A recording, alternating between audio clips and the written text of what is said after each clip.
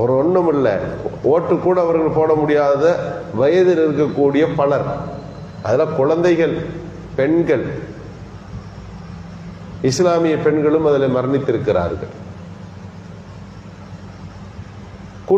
இந்த கூட்ட நெரிசலின் காரணமாக மூச்சு விட முடியாமல் மூச்சு திணறல் இத்தனை பேர் மௌத்தாகி விட்டார்கள். ஒரு பெரிய கூட்டத்தை கூட்டி நேரம் தாமதமாக ஆக அது பெரியதொரு ஜனத்திரளாக மாற தாமதப்பட்டு வருபவர்கள் கூட்டத்தை பார்த்த உடனே நடக்க வேண்டிய விஷயங்கள் வேறு மாதிரி போய்விடலாம் என்று யோசனை வந்து அதை வண்டிகளை அங்கே நிறுத்தி இருந்தாலும் இந்த பிரச்சனை வந்திருக்காது. அந்த வண்டிகள் உள்ளே வந்ததனால் மக்கள் சிதறி அது ஒருவருக்கு மேல் ஒருவர் சாய்ந்து இங்கே கொல்லப்படுகிற காட்சி. இதற்கு முக்கியமான காரணங்கள் நாம் என்ன சொல்ல முடியும்? நபிகள் பெருமானார் ஸல்லல்லாஹு அலைஹி வஸல்லம் அவர்களுடைய வாழ்க்கையை இங்கே நாம் கவனிக்க வேண்டும்.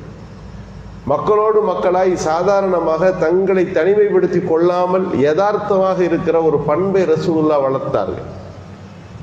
எல்லாரும் தங்களைத்தான் பார்க்க வருகிறார்கள் என்பது ரசூலுல்லாஹ்வுக்கு தெரியும். ரசூலுல்லாஹ் தங்களுக்கு என்று ஒரு தனிப்பட்ட ஒரு அமைப்பை ஏற்படுத்தி தங்களை பார்த்து கொள்ளவில்லை. எளிமையாக மக்களோடு பழகினார்கள். எந்த எளிமை பண்பு தலைவர்களுக்கு இருக்கும் என்று சொன்னால் இதுபோல சூழல் வராது. ரசூலுல்லாஹ் ஸல்லல்லாஹு அலைஹி வஸல்லம் அவர்கள் 1,00,000 தோழர்களோடு போவார்கள். அங்கே ரசூலுல்லாஹ் வராங்க, ஒதுங்குங்கன்னு சொல்றதுக்கெல்லாம் ஆள் இருக்காது. ரசூலுல்லாஹ் எல்லாரோடும் சேர்ந்து வளைந்து நெளிந்து குனிந்து உள்ள போய்கொண்டே இருப்பார்கள். அவர்கள் தங்கள் கைகளால் தள்ளி அந்த இடத்திலிருந்து நகர்ந்து போவார்கள். ரசூலுல்லாஹ் அப்படி வைத்திருந்தார்கள். நடந்து போகிற போது ஒரு கூட்டம் பின்னாடி வந்து கொண்டே இருந்தது. சொன்னாங்க, இப்படிலாம் பின்னாடிலாம் வர வேண்டாம். ஒரு இடத்துலேருந்து இன்னொரு இடத்துக்கு போனால் 100 பைக்குகளிலே இன்றைக்கு தலைவர்களை மக்கள் துரத்துகிறார்களா இல்லையா?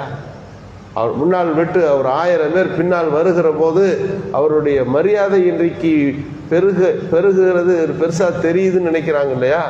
ரசூலுல்லாஹ் சொன்னாங்க, எனக்கு பின்னால் யாரும் வரக்கூடாது, எனக்கு பின்னால் யாரும் நடக்கக்கூடாது, முன்னாடி போங்க, உங்களில் ஒரு ஆளாக நான் வந்துக்கிட்டு இருப்பேன், எனக்கு பின்னால் யாரும் நிற்கக்கூடாது.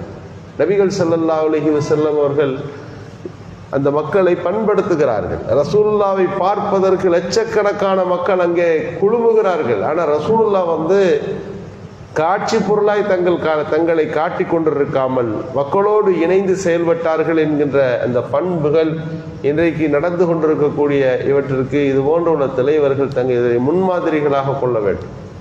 இன்றைக்கு பெருகி வருகிற இது போன்ற சினிமா மோகங்கள், எதற்காக வேண்டி கூடுகிறோம் என்கின்ற நோக்கமே இல்லாமல் மக்கள் திரள், இதுவெல்லாம் இன்றைக்கு நடந்து கொண்டிருக்கக்கூடிய ஒரு அபாயகரமான ஒரு சூழலை நமக்கு எடுத்து காட்டுகிறது. நோக்கம் இல்லாமல் ஒரு பூமியினுடைய வாழ்க்கை இருக்க முடியாது என்கின்ற உணர்தல் வேண்டும்.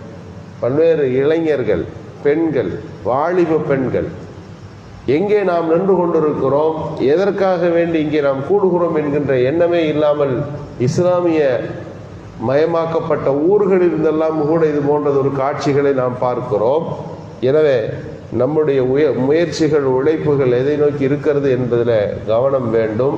பிறருக்கு வழிகாட்டிகளாக நம்மை நாம் உருவெடுத்துக் கொள்ள வேண்டும். அல்லாஹ் சுப்ஹானஹு வ தஆலா உயர்ந்த பண்புகளோடு வாழுகின்ற நல்ல தௌஃபீக்கை நல்குவானாக. சுப்ஹான்